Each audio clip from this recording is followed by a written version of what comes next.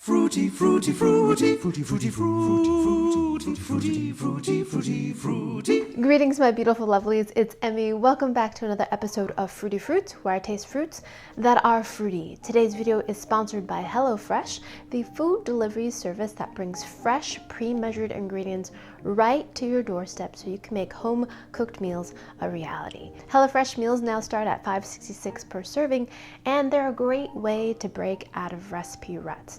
Every week, there are over 20 chef-curated seasonal recipes to choose from, and everything comes right to your doorstep in an insulated box. There's no need to make a shopping list, no need to even go to the grocery store. So HelloFresh meals are designed with minimal cleanup and come together in about 30 minutes. And this month, my family really enjoyed the yellow squash flatbreads with melty mozzarella, pepitas, and honey. Another thing that's great about HelloFresh is its flexibility. If you need to change your delivery dates, if you'd like to change your food preferences, or if you'd like to skip a week, it's really simple and easy to do. So get started with 9 free meals. That's $90 off your first month of HelloFresh by going to HelloFresh.com and using the code emmymade9. And big thanks to HelloFresh for their continued support of my channel and allowing me to make better videos for you guys. Now today, I'm going to be tasting a fruit that I shouldn't say because my husband usually harvests them, but we've been harvesting them for years, and they are ginkgo nuts. Isn't it funny how life brings you full circle? Because as a kid, my mom had me cracking ginkgo nuts, but at the time I didn't know they were ginkgo nuts. We just called them bakwa, which I remember being kind of a stinky thing. The ginkgo nuts are actually mildly toxic and they cannot be eaten raw. So my mom would blanch them and you would remove this kind of brown hull on the outside, and then she would cook them in soups. My mom never put very many in a pot of soup, and it wasn't until recently that I learned that consuming these in large amounts, particularly in children, can be toxic. My mom knew this anecdotally. That's why she would only put about a handful of bakwa or ginkgo nuts into a pot of soup. Each person would get less than 10. There's a chemical called NPN, which can cause seizures if eaten in high amounts, particularly over long periods of time, and particularly in children. So whenever you have these, you always have just a little amount of them, and they are so delicious. So my mom used to cook them in soups, and I liked them fine as a kid. It tasted a little bit bitter to me, so I was never a huge fan. But when we moved to Japan, I had them in the most beautiful and now my favorite way to eat ginkgo nuts. And that's simply roasting them and then sprinkling them with a little bit of coarse salt, which I'll show you in just a minute. And the first time I had that was in an izakaya, which is like a bar in Japan, and they are so beautiful when they're cooked this way because the ginkgo nut, which is originally inside kind of a pale yellow color, turns this beautiful translucent green, which I'll show you in a minute. Ginkgo nuts are surrounded by a fruit that looks like this, kind of like a cherry. It's like beautiful kind of yellow orange color. And it looks like a cherry or a drupe, and inside you have this seed, or the ginkgo nut. So the etymology of ginkgo is actually believed to be Japanese, gin meaning silver and kyo meaning apricot, so silver apricot meaning ginkgo. But these fruits have a very, very strong smell. Some people say stinky cheese, but I say more like dog poop. It smells like excrement. It really does. It's a very, very, very strong and distinctive smell. And that is why if you see a ginkgo tree, usually in public places, it tends to be the male tree because the male tree does not drop any fruit. The female trees drop fruit and they often end up on the sidewalk and very, very stinky. But on those sidewalks, you often find little older ladies who know about the beautiful ginkgo nuts picking up the ginkgo nuts because they are just so stinking delicious. Pun totally intended. So this is a perfect opportunity to tell you a little bit more about the ginkgo biloba tree, which is absolutely incredible. It's often called a living fossil because there are fossil accounts of these leaves that are over 270 million years old. these leaves. These are the leaves I'm talking about. Look how beautiful they are. During the year, the leaves are green, and in the fall, they turn this beautiful goldenrod color. In a span of 2 weeks, the leaves all fall, and that's a really good way to spot a ginkgo from afar. You'll see this beautiful bed of yellow leaves surrounding this kind of scraggly looking tree. Now, ginkgos are really special trees. They are known for being very long-lived. In fact, there are 6 living ginkgo trees that survived the bombing in Hiroshima, and one of them was planted in 1740. Another one was 1850, and I believe another one was 1900. There's some very long-lived trees, and they survived a nuclear bomb. Absolutely incredible. Beautiful trees that give you these odoriferous but very delicious nuts. So it's mid-November here in New England, and this is the perfect time of year to go and harvest ginkgo nuts.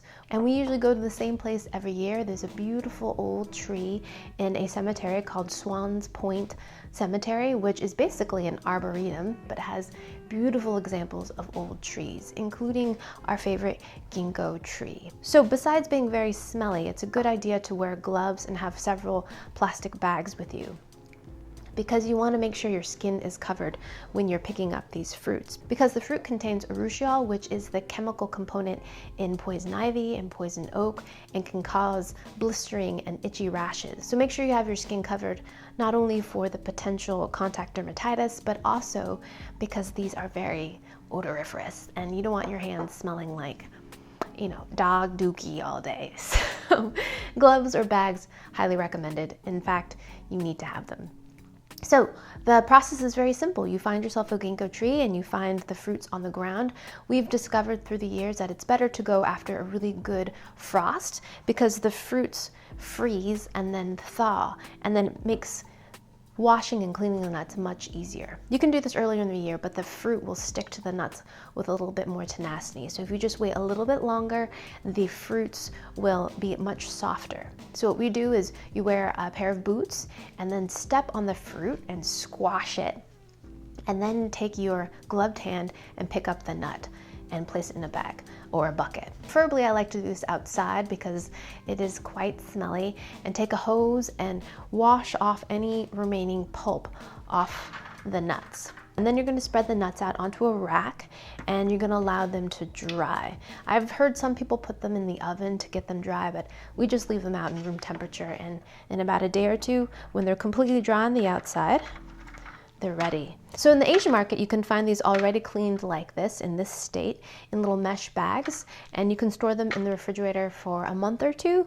I find any longer than that, the meat inside tends to kind of shrivel up and dry out. When we were living in Japan, ginkgo trees are often planted around temples, and so we would ride our bikes to the temples and find the ginkgo trees and collect these off the ground.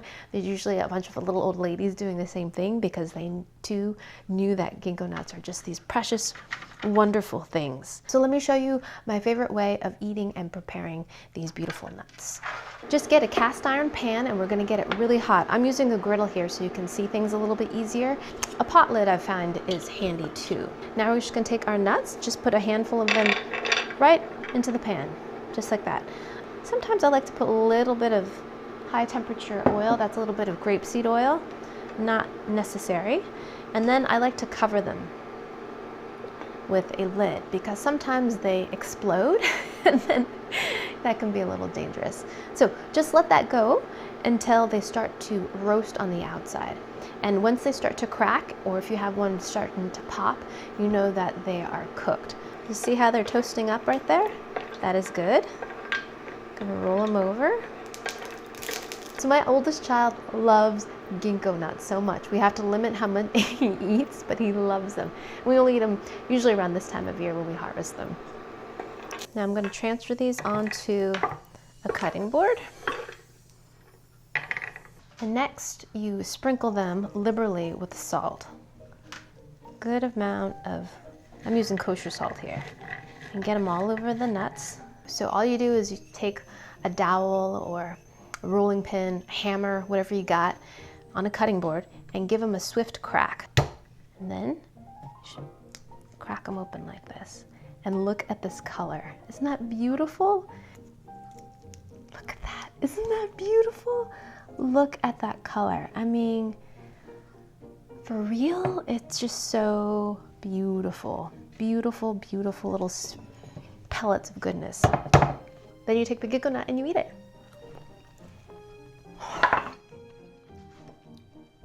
So, so delicious. The texture is wonderful. They're bouncy and slightly chewy, a little bit waxy, and just have such a marvelous flavor.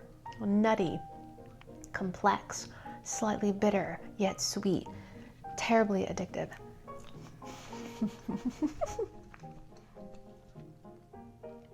So, so good and totally worth the stinky effort.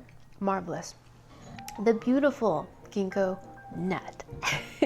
So if you don't have a beautiful old ginkgo tree in your neighborhood, you can find these ginkgo nuts right now in the Asian market. A bag will probably set you back $5. They're not exactly cheap, but they're absolutely delicious. I highly recommend them.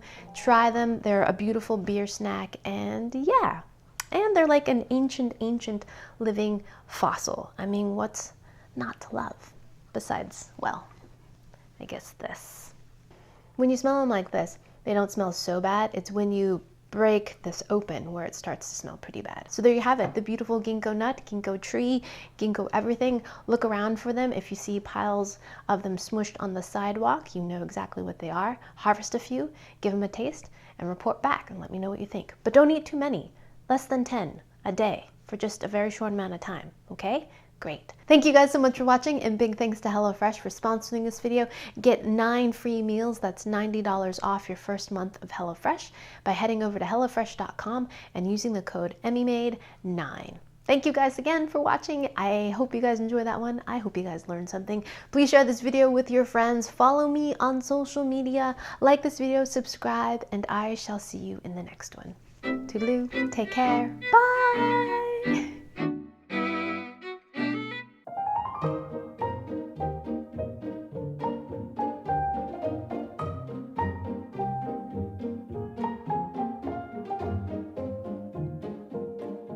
Hello?